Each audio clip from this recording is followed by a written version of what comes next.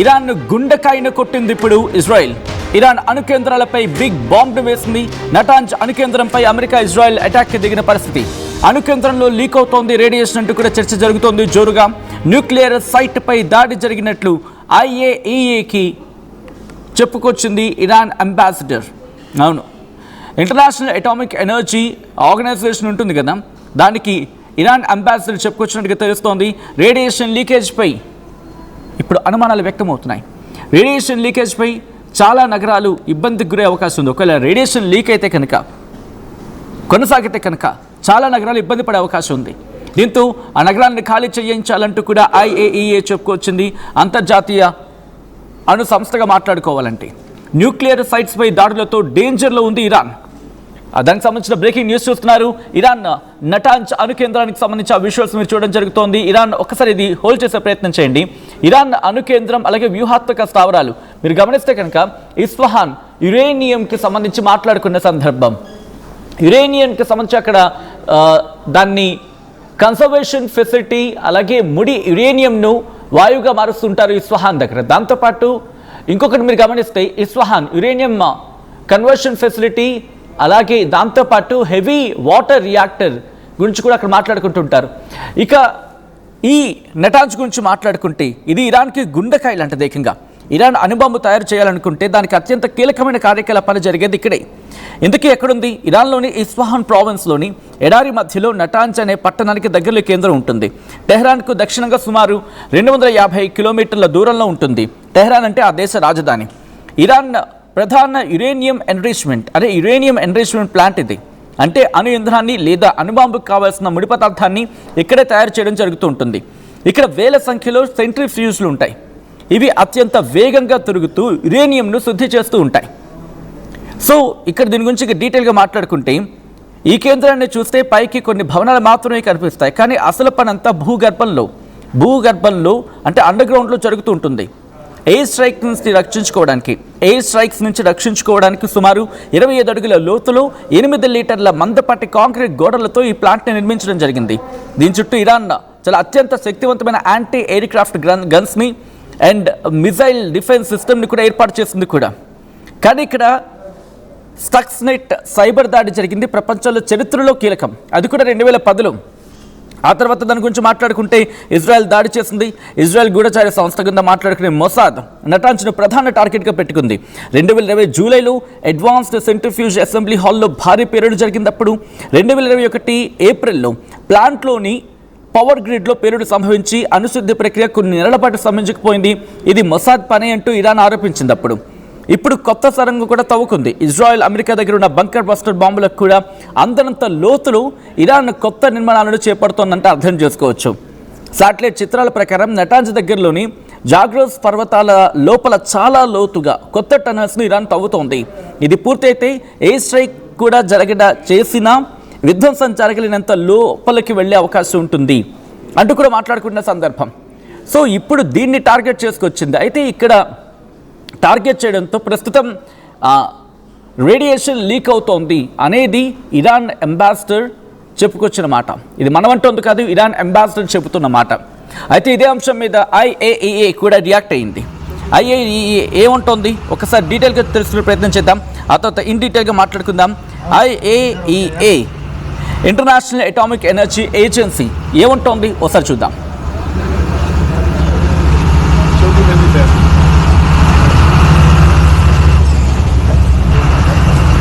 The IAEA has extensive knowledge of the nature and location of nuclear and radiological material in the region, and we have clear guidance for actions necessary in case of an attack or an accident causing a radiological release, as well as the ability for hands-on help if it is required.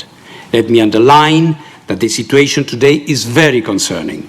We cannot rule out a possible radiological release with serious consequences, including the necessity to evacuate areas as large or larger than major cities. What I can assure you is that the IAEA is there, working with its member states and keeping the international community informed while being ready to react immediately if a breach in nuclear safety occurs. The IAEA right, అది international atomic energy agency ఒకటే చెబుతోంది, పూర్తిగా కొట్టిపారేయలేం, ఈ అంశానికి సంబంధించి పూర్తిగా కొట్టిపారేయలేం. కానీ IAEA ఎప్పటికప్పుడు పరిస్థితిని సమీక్షిస్తోంది. ఇరాన్తో కూడా మేము టచ్లోకి వెళ్ళే ప్రయత్నం చేశాం, ఇన్ఫర్మేషన్ తెలుసుకునే ప్రయత్నం చేశాం, కానీ ఎవరు రెస్పాండ్ కాలేదు, ఎవరు మాకు టచ్లోకి రాలేదు. మాకు ఒకవేళ కనుక సిచ్యువేషన్ అంతా సాధారణ స్థితికి చేరుకొని వాళ్ళు కనుక మాకు కమ్యూనికేషన్లోకి వస్తే మరింత సమాచారం తెలిసే అవకాశం ఉంది. కానీ ఇప్పుడున్న సిచ్యువేషన్లో అక్కడ దాడి జరగలేదనైతే, రేడియేషన్ లీక్ కావటం లేదని పూర్తిగా కొట్టిపారేయలేమంటూ చెప్పుకురావడం అర్థం చేసుకోవచ్చు. అక్కడ పరిస్థితిని, ఆ సివియారిటీని అర్థం పడుతోంది అంటే అర్థం చేసుకోవచ్చు. ఇంతకీ ఈ న్యూక్లియర్ ఫెసిలిటీస్లో దాడి జరిగితే అక్కడ విడుదలయ్యే రేడియేషన్ వల్ల జరిగే పరిణామాలు ఏంటి, ఒకసారి మాట్లాడుకునే ప్రయత్నం చేద్దాం. బట్ దానికన్నా ముందు నా కొలీగ్ నందు జాయిన్ అవుతున్నారు. ప్రస్తుతం ఎటువంటి పరిస్థితులు ఉన్నాయి నటాంజ్ ఈ న్యూక్లియర్ ఫెసిలిటీ మీద దాడి చేయడం వెనకాల, మరీ ముఖ్యంగా ఇజ్రాయెల్ వ్యూహం ఏంటి, అమెరికా ఇజ్రాయెల్ వ్యూహం ఏంటి, డీటెయిల్గా తెలుసుకునే ప్రయత్నం చేద్దాం. మా ప్రతినిధి అండ్ నా కొలీగ్ నందు లైవ్లో జాయిన్ అవుతున్నారు. నందు, దీని వెనకాల ఇరాన్ కావచ్చు, లేకపోతే ఇరాన్ విషయం పక్కన పెడితే ఇజ్రాయెల్ అండ్ అమెరికా వ్యూహం ఏంటి ఇక్కడ? అంటే సచిన్, ఇట్స్ వెరీ క్లియర్. ఇప్పుడు అసలు ఇరాన్ దగ్గర న్యూక్లియర్ వెపన్స్ని డెవలప్ చేసే ఏ సోర్సు ఉండకూడదు అనేది వీళ్ళు మొదటి నుంచి చెప్తున్నటువంటి మాట. రెండు, ఒకటి సరే వాళ్ళతో అసలు గొడవ ఎందుకు మొదలైంది అన్నప్పుడు ఆయిల్ ఇవన్నీ పక్కన పెడితే, రెండోది ద మేజర్ ఫ్యాక్టర్ ఇన్ని రోజులుగా ఇజ్రాయెల్ చెప్తూ వచ్చింది. ఇన్ఫ్యాక్ట్ అమెరికా కంటే కూడా ఇజ్రాయెల్కి అతిపెద్ద డేంజర్ ఒకవేళ న్యూక్లియర్ వెపన్స్ ఇరాన్ దగ్గర కనుక ఉంటే. సో ఇప్పుడు నతాంజ్ విషయంలో కొన్ని అటాక్స్ జరిగినట్లుగా, అక్కడ కొన్ని బాంబ్స్ పడ్డట్లుగా కూడా మనకు సమాచారం అందుతోంది. అయితే ఇప్పటి వరకు any kind of nuclear radiation లీక్కి సంబంధించి సమాచారం లేదు. బట్ ఇక్కడ ఇంతకుముందు మనం మాట్లాడుకున్నాం వెరీ క్లియర్గా, ఈ విషయానికి సంబంధించి ఒకవేళ కనుక ఇప్పుడు 3000 మిజైల్స్ వీళ్ళ దగ్గర ఉన్నాయి ఇరాన్ దగ్గర.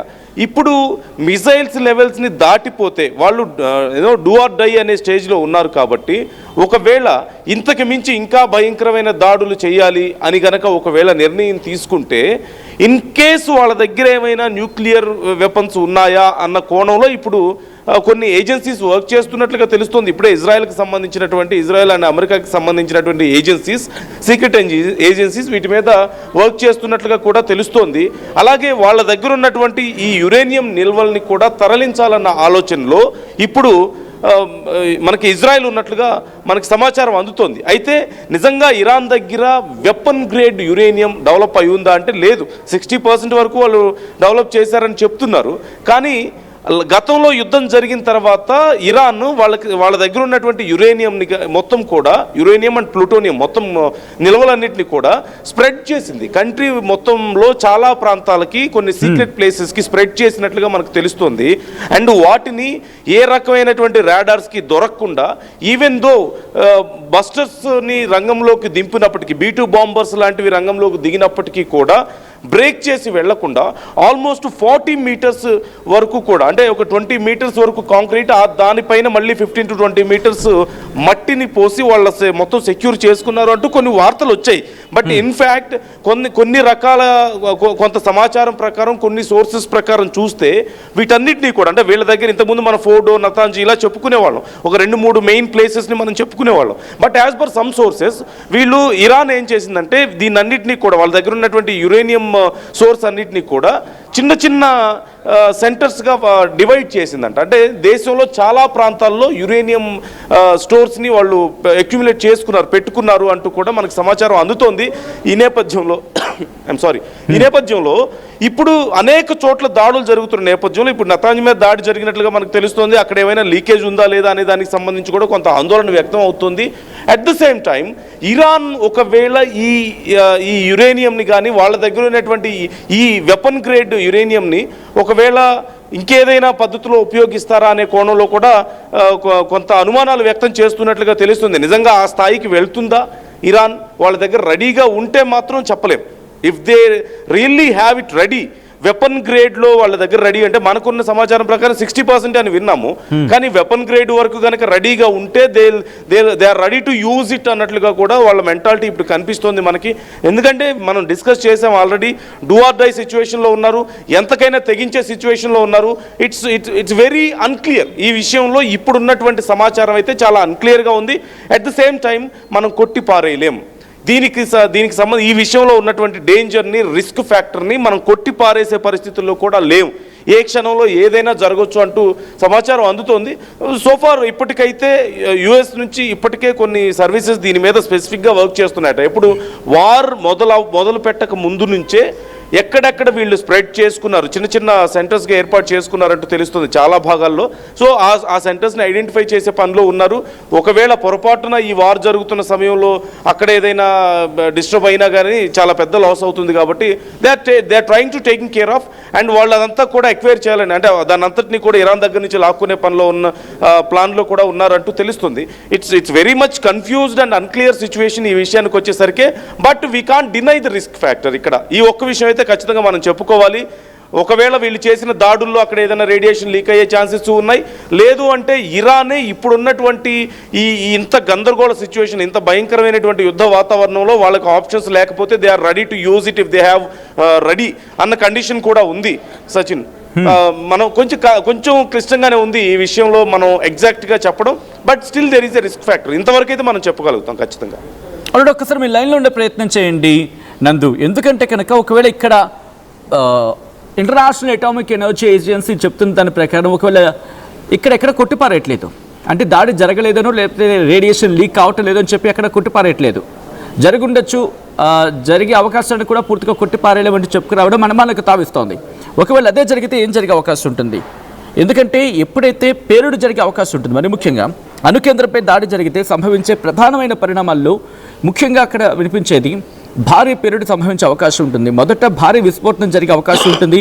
దాంతో ఆ ప్రాంతంలో ఉన్న వారందరూ కూడా తక్షణమే కాస్త ప్రాణాలు కోల్పోయే అవకాశం ఉంటుంది.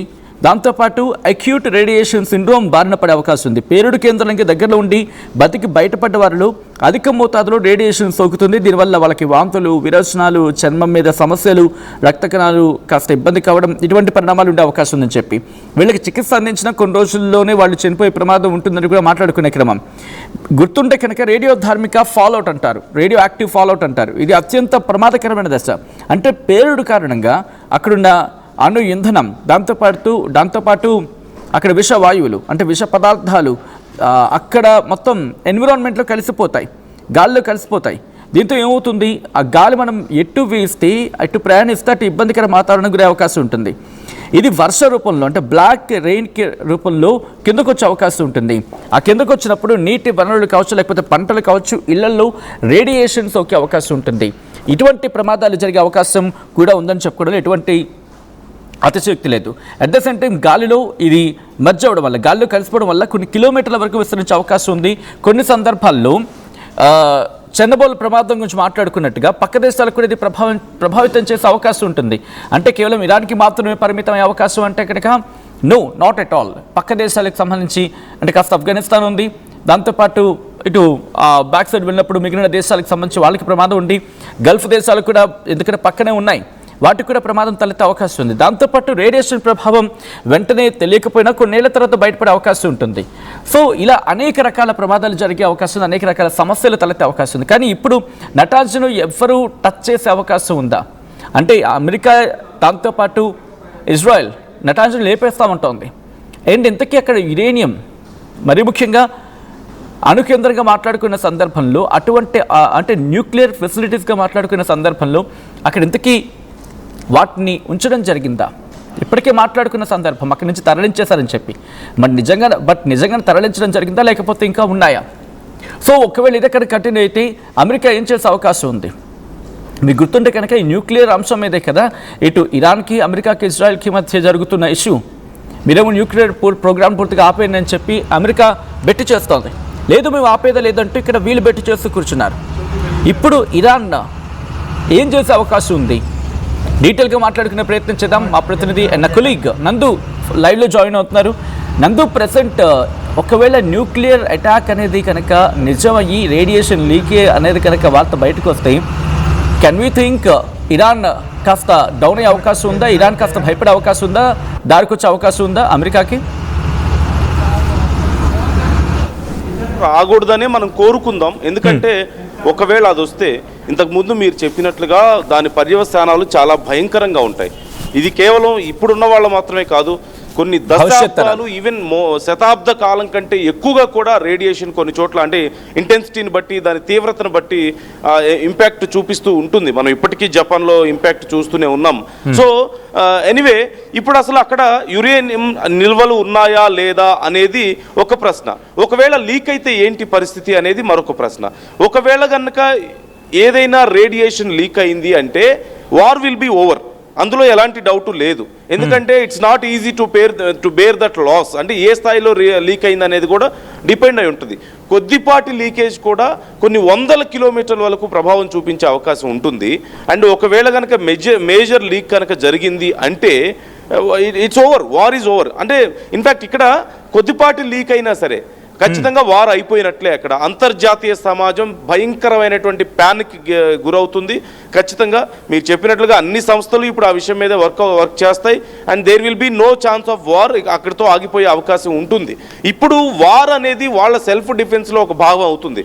కానీ న్యూక్లియర్ రేడియేషన్ లీకేజ్ కానీ న్యూక్లియర్ వెపన్స్ యూజేజ్ కానీ ఇది కేవలం ఒక దేశానికి ఒక ప్రాంతానికి సంబంధించింది కాదు కాబట్టి మొత్తం ప్రపంచానికి సంబంధించిన విషయం అవుతుంది. కాబట్టి ఖచ్చితంగా ఇక వారు ప్రసక్తి అనేది ఉండదు, అంతవరకు వెరీ క్లియర్. కానీ ఇంతకుముందు మీరు చెప్పినట్లుగా నతాంజ్ దగ్గర అటాక్ జరిగితే అది లీక్ అయిందా లేదా అనేది మీరు అంటే ఆల్మోస్ట్ లేదు అని చెప్పడం లేదు, ఉంది అని చెప్పడం లేదు. బయట ఇప్పటి వరకు మనకున్నటువంటి సోర్సెస్ అయితే ఏదైనా జరిగి ఉండొచ్చు ఇప్పటికైతే ఖచ్చితంగా. ఒకవేళ అక్కడ అసలు ఉన్నాయా లేదా అనే ప్రశ్న కూడా ఉత్పన్నం అయింది. ఇంతకుముందు మీరు మాట్లాడిన దాంట్లో there is still a facility.